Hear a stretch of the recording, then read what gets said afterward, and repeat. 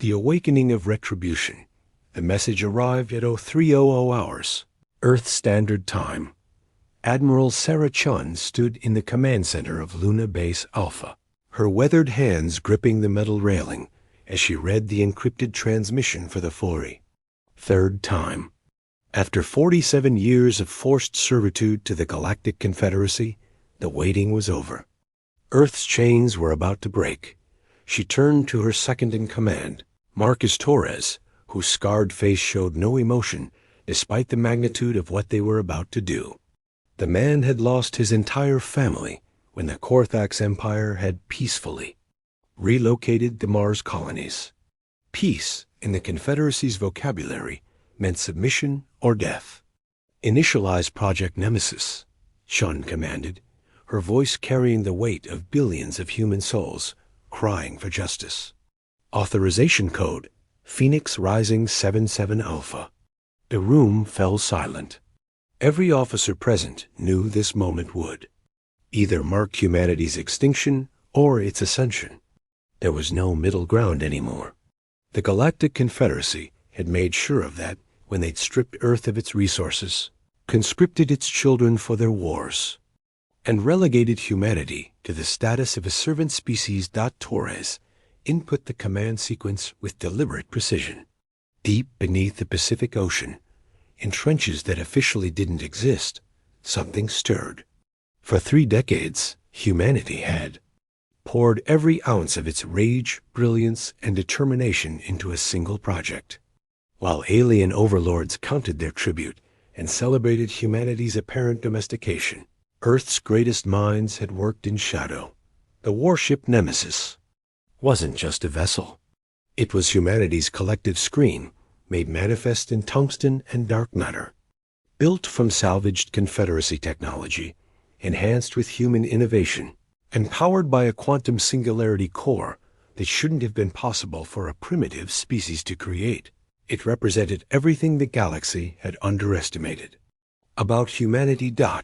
As the massive ship rose from the ocean depths, water cascading off its kilometer-long hull, sensors across the solar system went haywire. The Korthax monitoring station orbiting Neptune detected it first. Their commander, a 6-limbed creature named Volok, stared at his screens in disbelief. The energy signature was impossible. No species under Confederacy control should have possessed such technology. "Alert the High Council," Volok commanded, though his voice trembled. Earth has violated the technology restriction accords. But it was too late for warnings. Nemesis cleared Earth's atmosphere in seconds, its gravitic shields rendering it invisible to conventional weapons. The ship's design was deliberately crude in appearance, all harsh angles and exposed weapon systems. This wasn't built for beauty or diplomacy. This was built to make a statement. Admiral Chun relocated to Nemesis's bridge, a vast chamber that could have housed a small city. Around her, 2,000 of Earth's finest naval officers took their positions.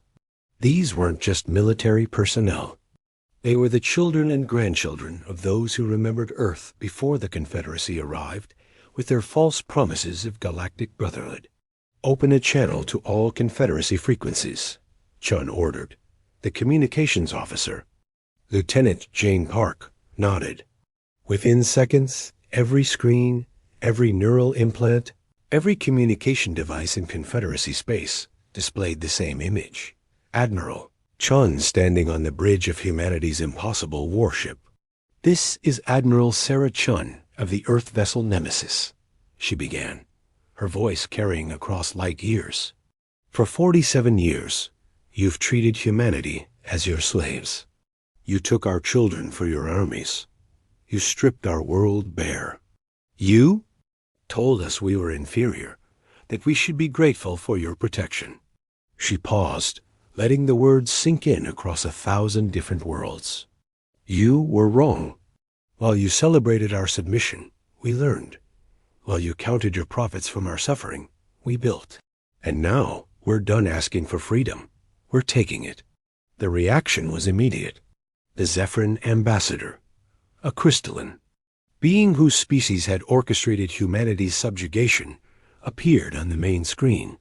Its harmonic voice resonated with barely controlled panic. This is an act of rebellion against lawful authority. The Confederacy will. Shun cut the transmission. She had no interest in threats from a dying empire. The first test of Nemesis came within hours. 3 Korthax battlecruisers, each one supposedly capable of devastating an entire planet, dropped out of hyperspace near Mars. They immediately opened fire, their plasma cannons lighting up the darkness of space. The attacks never reached Nemesis. The ship's quantum shields didn't just deflect the energy. They absorbed it, converted it, and fed it back into the ship's weapon systems. When Nemesis returned the fire, it used a weapon the Confederacy had deemed theoretically impossible, a directed gravitational pulse cannon. The first Korthax ship didn't explode. It simply ceased to exist, compressed into a point so small that not even light could escape. The second ship tried to flee, but Nemesis's tractor arrays, built from reverse-engineered Zephron technology and enhanced with human creativity, held it in place. Chun gave them 30 seconds to surrender. They took 31. The ship joined its companion in oblivion. The third ship surrendered immediately, its captain broadcasting on all frequencies that Earth had developed weapons beyond Confederacy comprehension. The message spread through quantum communications, faster than light itself. Within hours, every species in the Confederacy knew humanity was no longer playing by their rules. On Earth, the reaction was electric. In the underground cities where humans had been forced to live after the Confederacy designated the surface for resource extraction, people emerged to see Nemesis floating in the sky like a dark angel of vengeance. Children who had never known freedom looked up in wonder. Veterans of the failed resistance movements of decades past wept openly. But Chun knew this was just the beginning. The Confederacy controlled over 3,000 star systems. They had fleets numbered in the tens of thousands. One ship, no matter how advanced, couldn't fight them all. That's when the second phase of Project Nemesis activated. Across Earth's ravaged surface, hidden bunkers opened. From the ruins of New York, from the glaciers of Antarctica, from the deepest caves of the Himalayas, warships began to rise. Not as large as Nemesis, but each one incorporating the same impossible technology. Humanity hadn't built just one planet killer. They'd built an entire fleet. The ships bore names that carried humanity's fury. Vengeance, retribution, freedom's price, never again. Remember Mars. Each one was crewed by humans who had lost everything to the Confederacy's peaceful integration. Of Earth, each captain had a personal score to settle Dot as the fleet assembled in Earth orbit. Chun received an urgent transmission from an unexpected source. It was from the Altarian Republic, a collection of systems on the edge of Confederacy space. Admiral Chun, the message began, we are not your enemies. Many of us have suffered under the Confederacy's rule as you have. We've been waiting for someone brave enough to strike first. That someone is you. The Altarians stand with Earth. Within hours, similar messages arrived from dozens of other species. The Confederacy had built its empire on oppression, and oppression bred resentment. Earth's defiance had lit a spark that was rapidly becoming an inferno. The Confederacy High Council convened an emergency session on their capital world of Zentara Prime. The 5 species that ruled the Confederacy, the Korthax, the Zephrins, the Morvik, the Sildarin, and the Tyrix argued frantically about how to respond. Their empire was fracturing, and they knew it. High Counselor Zephix of the Zephrons proposed immediate negotiation. General Korthan of the Korthax demanded total war. The Morvac representative suggested a tactical retreat to core systems. But they all knew the truth. They had created their own destroyer by pushing humanity too far. Back on Nemesis, Chun studied the tactical displays showing Confederacy fleet movements. They were mobilizing everything, pulling ships from border. Patrols, abandoning smaller systems. They were preparing for a war they thought they could win through sheer numbers. Marcus Torres approached with a datapad. Admiral, our allies have confirmed. 17 species are ready to rebel the moment we give the signal. The Confederacy's own subjects are turning against them. Chun nodded slowly. They made the same mistake every empire makes. They thought fear was stronger than hope. They thought oppression could last forever. She turned to address her bridge crew, but her words were broadcast to every human ship, every allied vessel, every soul ready to fight for freedom. They called us primitive. They called us weak. They took our children and our worlds and told us to be grateful. Today, we show them what humanity really is. We're not conquerors. We're not slavers. We're survivors. And we're done surviving. Today, we start living. The fleet began to move, dozens of impossible ships accelerating toward the heart of Confederacy space. The planet killer had awakened. But it wasn't just a ship. It was humanity itself, finally unleashed after decades of forced restraint. Asterisk. The reckoning begins. The Battle of Kepler Station would be remembered as the moment the galaxy understood that humanity's rage had been transformed into something far more dangerous than anyone had anticipated. The station, a massive trading hub, that served as the economic heart of 3 Confederacy sectors, had never seen combat. It was about to witness annihilation. Admiral Chun stood on Nemesis's observation deck, watching the Confederacy's Third Fleet arrange itself in what they believed was an impenetrable defensive formation. 900 ships, the pride of the Cortex. Military machine, sparkled like deadly jewels against the cosmic void. Their admiral, a veteran named Corvus, who had personally overseen the bombardment of Earth's colony ships 30 years ago, was confident in his numerical superiority. He should have been terrified. "Admiral Corvus is hailing us," Lieutenant Park announced. "Put him through," Chun replied. The Corthax appeared on screen, his forearms spread in what his species considered a gesture of strength. His voice rumbled through the bridge like distant thunder. "Admiral Chun, you have exactly one opportunity to surrender. Your fleet of 40 ships against my 900? This is suicide. The Confederacy offers you terms. Stand down, submit to judgment, and your species will be spared complete extinction." Chun smiled. It wasn't a pleasant expression. "Admiral Corvus, you misunderstand our purpose here. We didn't come to fight you. We came to erase you." She cut the communication and turned to her weapons officer, Commander Lisa Jung. "Deploy the swarm." From Nemesis's hull, 10,000 microdrones launched simultaneously. Each one was no larger than a human fist, powered by miniaturized quantum cores that the Confederacy scientists had deemed impossible to create. They moved like a living cloud, adapting, learning, communicating with each other through quantum. Entanglement. The Confederacy fleet opened fire immediately, their weapons lighting up space in a spectacular display of firepower. They destroyed hundreds of drones. It didn't matter.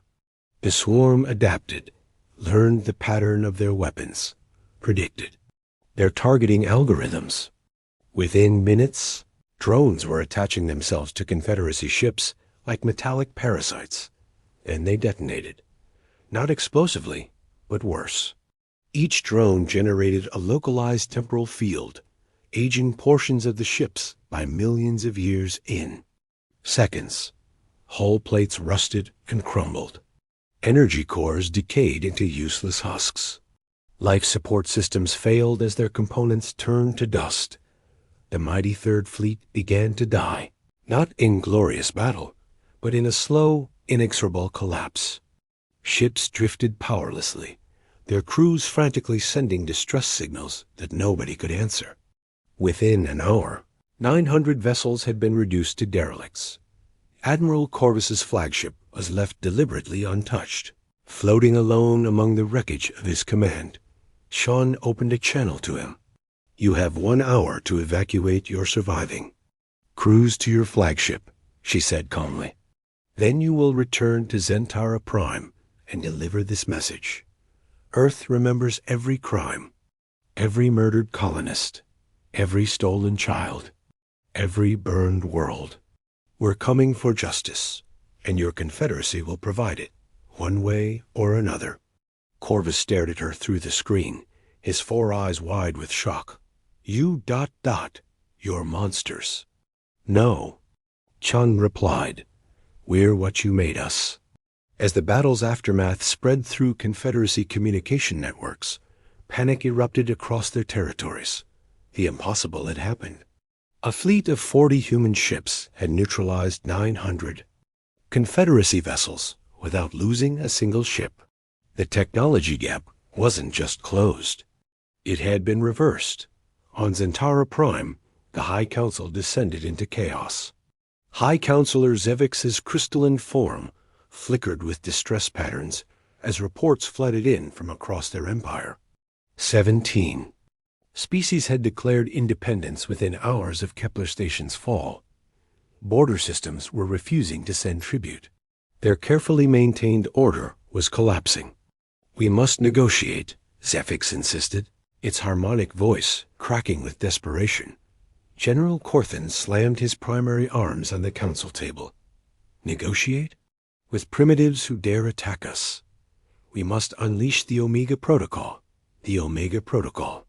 The Confederacy's final solution."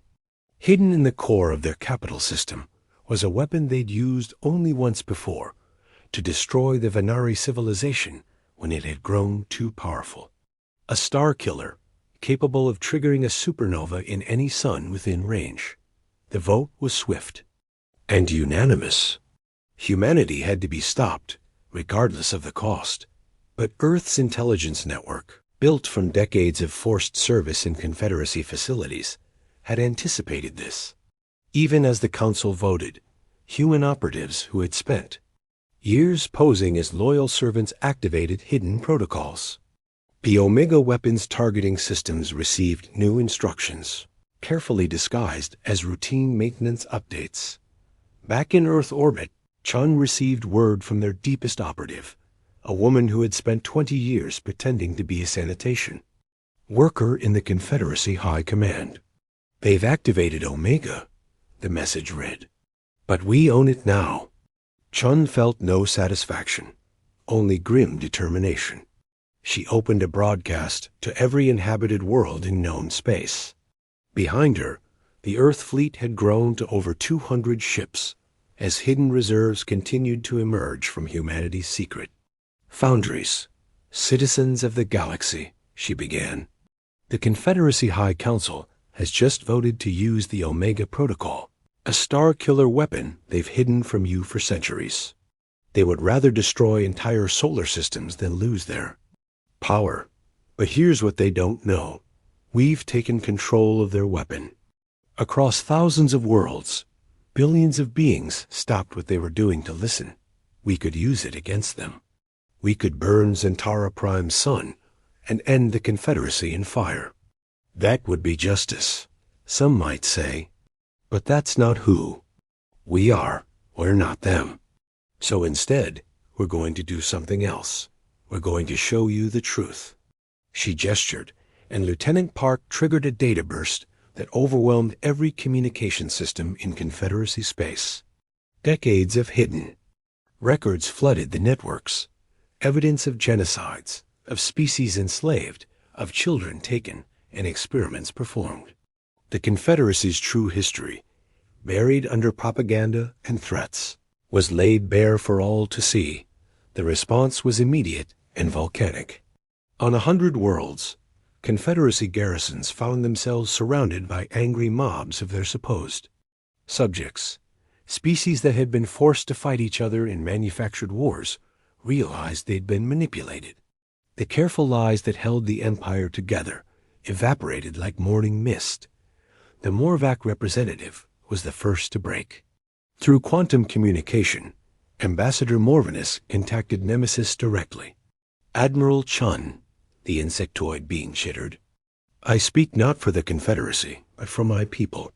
We were conquered by the original council species 3 centuries ago. We want out. What are your terms? Simple, Chun replied.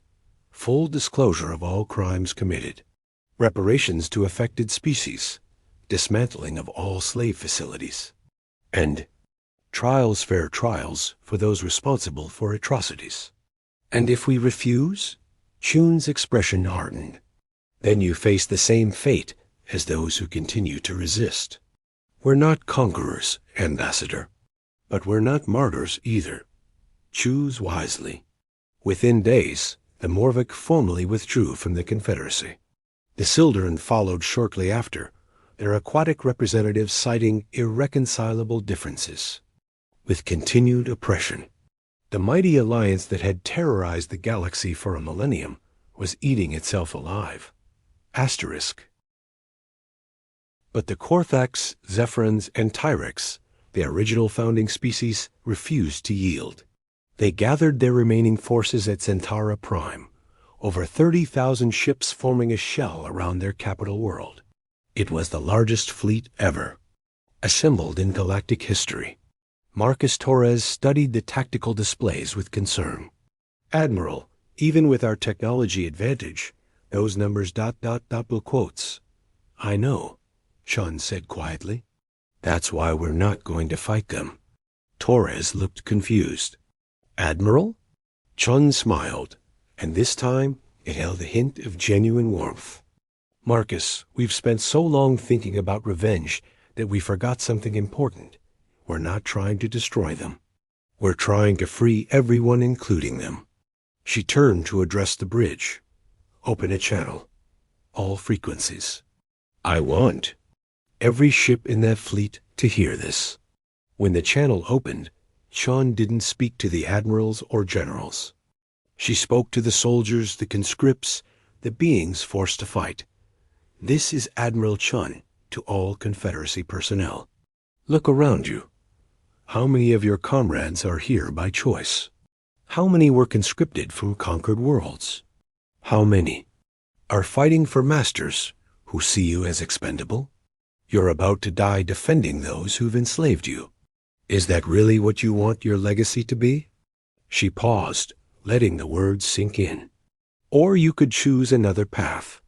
Any ship that powers down weapons and breaks formation will be granted safe passage.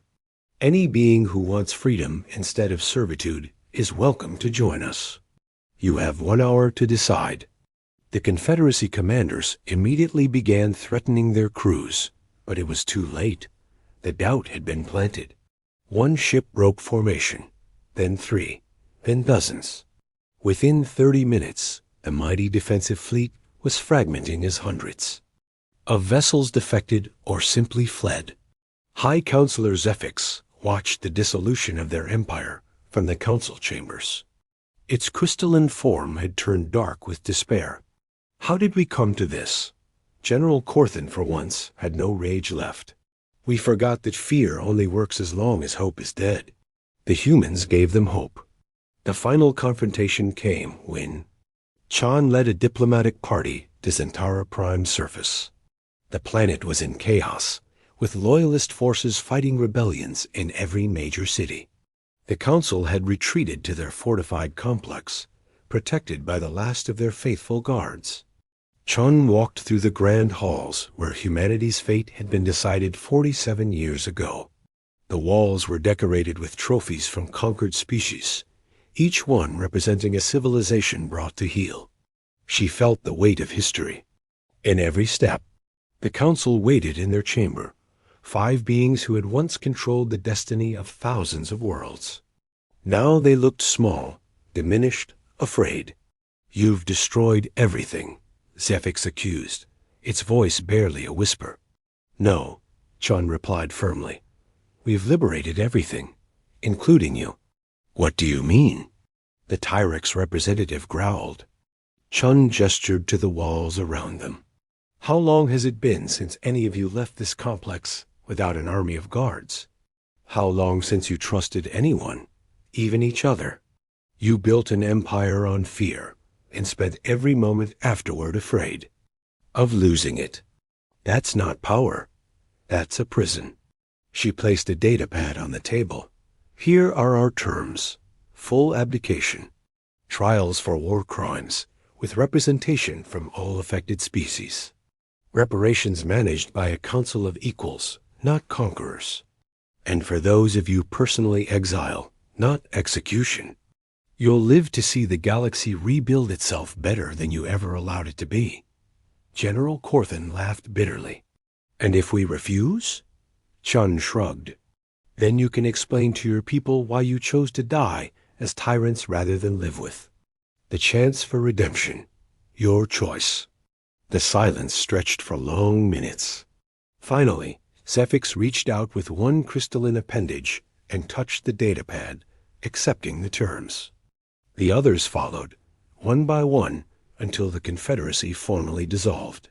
As Chun returned to Nemesis, she found thousands of ships surrounding Earth, not as conquerors, but as liberators and allies. Species that had never cooperated before were working together, sharing technology, sharing hope. Marcus Torres stood beside her on the observation deck. What now, Admiral? Chun watched the sun rise over Earth's horizon. For the first time in nearly 50 years, there were no Confederacy monitoring stations in orbit, no tribute ships waiting to strip away resources, no recruitment centers stealing children. Now we rebuild, she said. Not an empire, but a community. We show them that strength doesn't require oppression, that unity doesn't require subjugation. She turned to face him. We show them what humanity learned in our darkest hour, that revenge might feel good, but justice feels better. And freedom? Freedom is worth everything. The Nemesis and its sister ships remained in orbit, not as conquerors, but as guardians. The planted killer had awakened not to destroy, but to liberate. And across the galaxy, for the first time in a millennium, beings looked to the stars with hope instead of fear. Humanity had raised its warship, and civilizations hadn't just begged. For mercy, they had begged for the chance to be better. And humanity, despite everything it had suffered, had given them that chance. Because that's what made humans different. Not their technology, not their warships, not their anger.